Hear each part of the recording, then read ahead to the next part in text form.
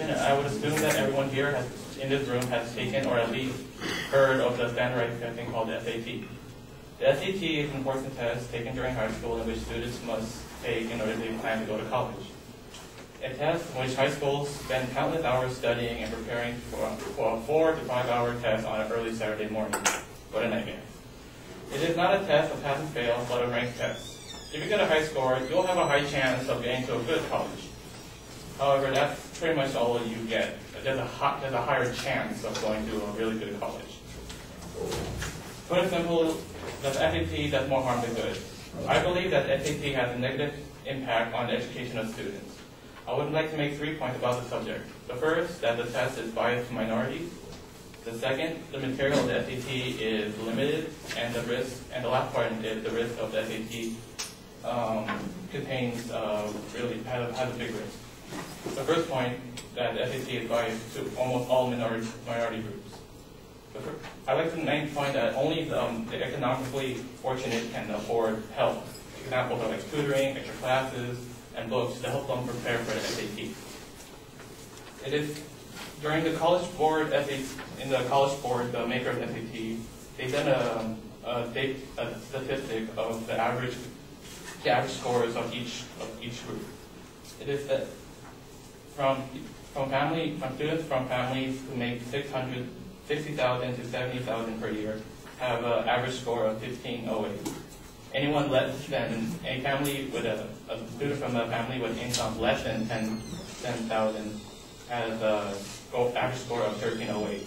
While students from families who make an annual earning of $100,000 get an average score of 1637.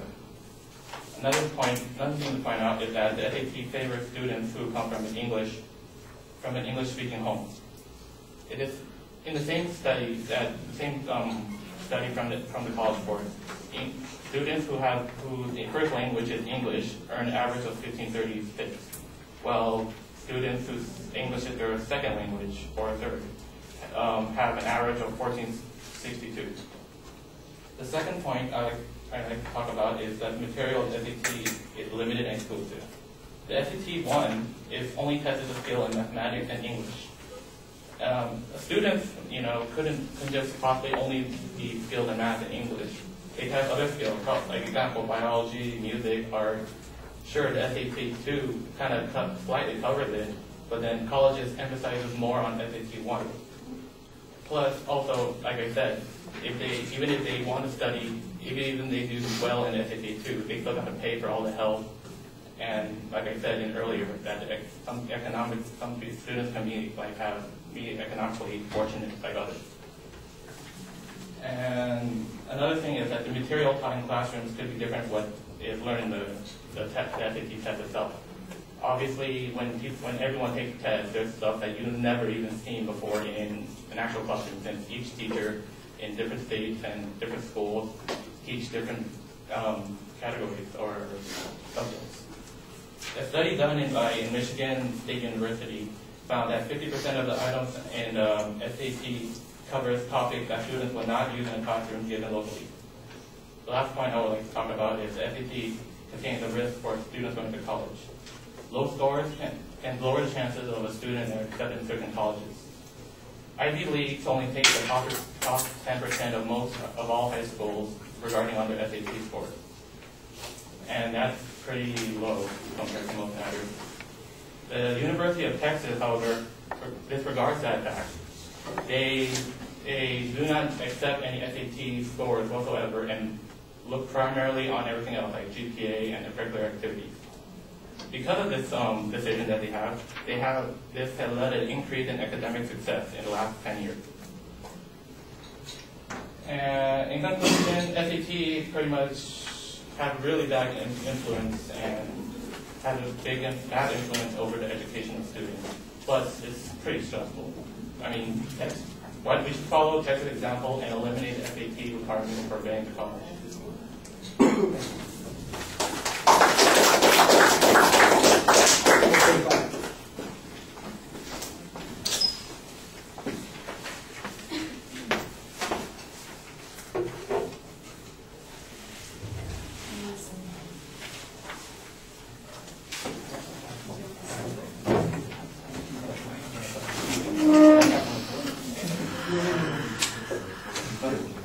Yeah, yeah. That's the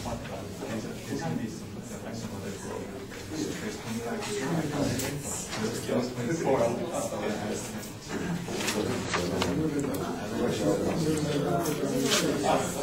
All right, Christian, at the beginning, I like the opening introduction. I think that that's fine. You've used that comment.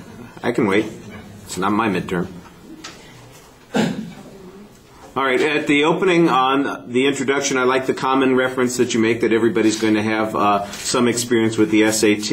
You have two sentences. Either one of them could have been your proposition, so I think you need to be a little bit more specific in identifying it for us. They were back to back, but like I said, there could be slight differences between them. I thought you had an excellent preview of what the secondary claims were going to be, and in the body of the speech, you did a nice job signposting those as you got to each one of them. Maybe the transitions could be a little bit clearer, but it was always clear that you were on a new set of data. The first point had a couple of pieces of data on it that were statistical in nature. It seems to me like the College Board is the group that puts out these tests or collects the data or disseminates it to the schools, so the data is probably pretty good, but wouldn't they also know about the biases and the problems that you're talking about since it's their own data? I'm not sure that that is overwhelming evidence that there's a problem here.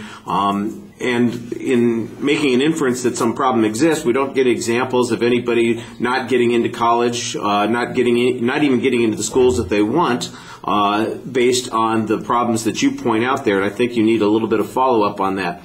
On the second point, I think that it's a little bit vague at exactly what you're saying here. There's some generalizations about the bias. There's a little bit of information about the English language tests, and but it was a little unclear what you were meaning. You know, like half the questions don't have anything to do with the district that they're talking about.